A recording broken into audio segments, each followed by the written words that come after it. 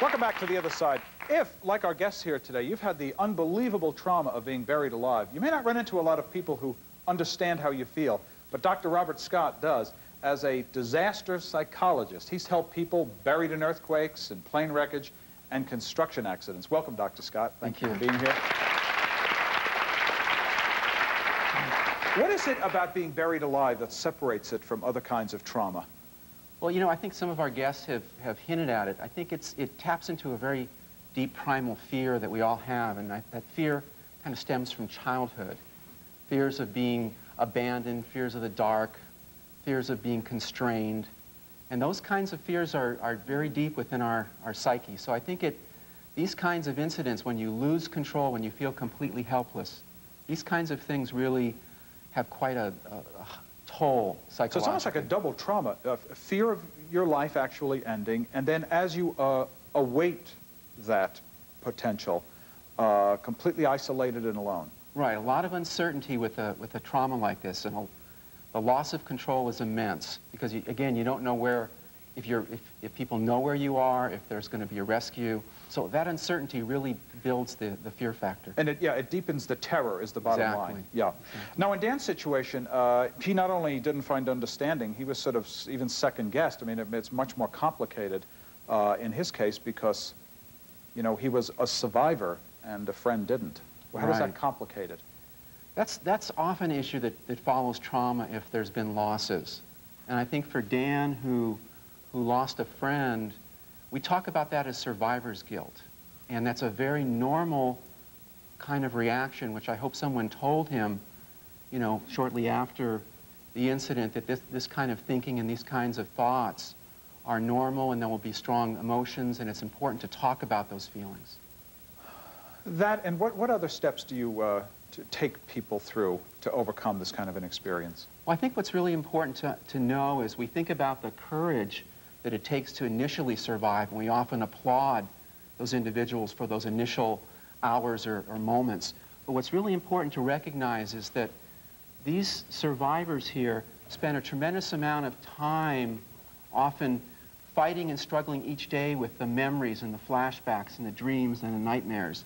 And that's where the real courage comes in, because it's a courageous act to live with such an experience. Is it possible, such as the trauma is being buried alive, to possibly get over it? Well, you know, there's a survivor's poem that someone once wrote, which says something like this: I won't ever forget, but I don't always have to remember. And that's really, think about that for a minute. That's really important. No one here is ever going to forget the experience that they went through, and I wouldn't want them to, because it's a part of their lives now, and there's oftentimes some positives that come with it. But what's important to recognize is learning how to control the remembering, okay? That's the intrusive part of a trauma reaction. You know, the first stage is shock, then there's the second stage is the reactions and the intrusion that goes with it. That's a nice message you don't often hear. So often we, in our culture, get glutted with bring it up, air it out. Not often are we hearing these days that there is some wisdom and at least sometimes, pushing it away, not remembering, putting it aside. Well, right. The first things one should do is talk about it a lot, get some crisis intervention, which is widely available now. And then the second part is that you want to learn how to control the intrusion. Mm-hmm. Dan, this question's for you. How have things changed for you since your accident? Like I said, for the first year, it was destruction. It was terrible. After a year, I finally stopped listening to people. And I sat up and I said, I've got to stop this. What's going on with my life? And I decided that I was going to change it for the better and make something positive out of this.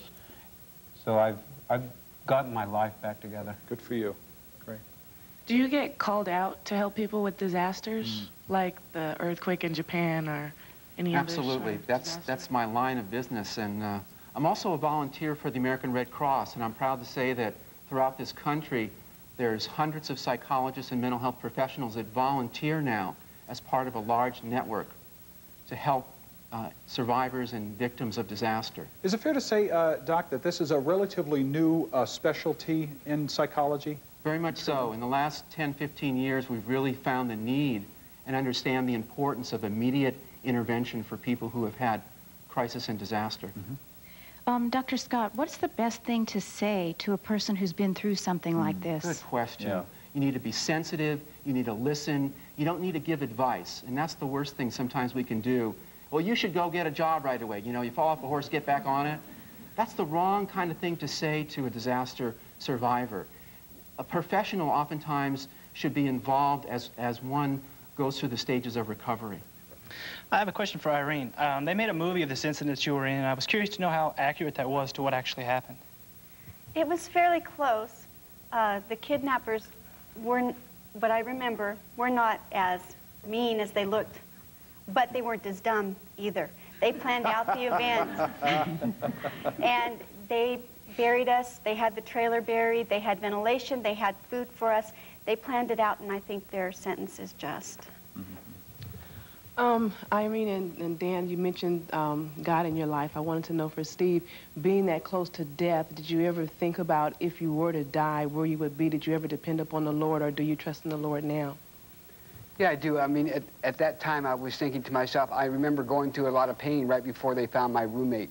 And I remember saying to God that I don't know how much more pain I can take because I had all this pressure on my head and shoulders.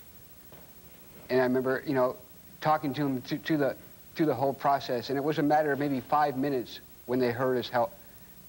Finally, you know, finally somebody heard us yelling for help. Steve, is there something positive that's come out of this for you? Anything positive? It's changed my whole way of thinking. I live each day as it's my only day I have. It makes me realize that there's very little in life that we have control of. And all the worrying in the world isn't going to change it. Yeah, see, Doc, we're into an area of mystery with something like this because of all the traumas I can imagine,